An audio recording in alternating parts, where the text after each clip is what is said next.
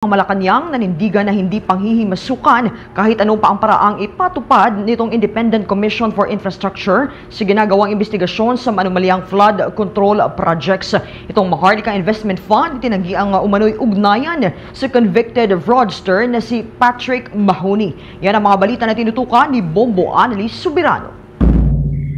Muling binigyan diin ang palasyo ng Malacanang na hindi sila manghihimasok sa kahit ano pamang pamamaraan na gawin ng Independent Commission for Infrastructure sa ginagawa nilang investigasyon kaugnay sa maanumalyang flood control projects.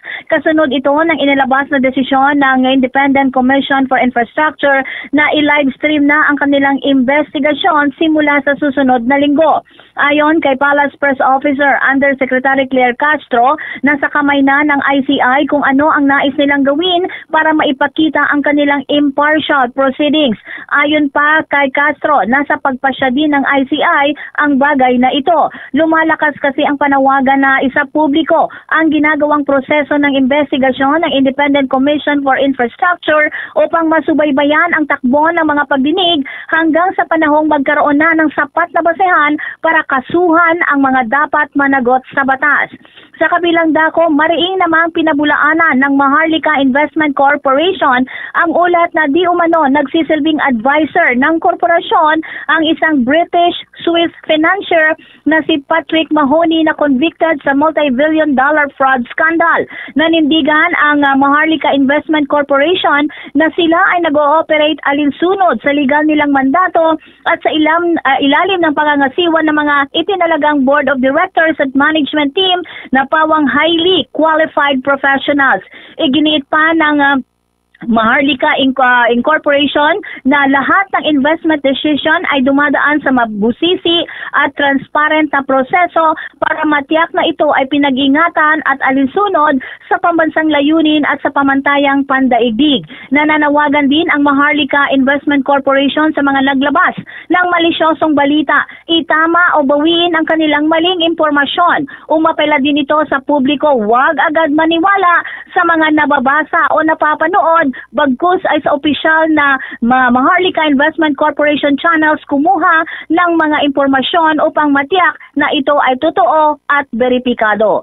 Pakinggan natin ang naging tugon dito ni Palace Press Officer Undersecretary Claire Castro. Romualdez, masasagot lamang po natin kung ano po ang sinabi ng MIC.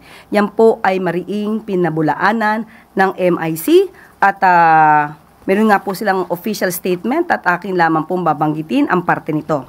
These reports contain false, baseless, and damaging allegations suggesting that an individual named Patrick Mahoney serves as an advisor, consultant, or affiliate of MIC. MIC categorically denies these claims and clarifies that Mr. Mahoney has not been and has never been engaged by MIC in any capacity, whether formal or otherwise.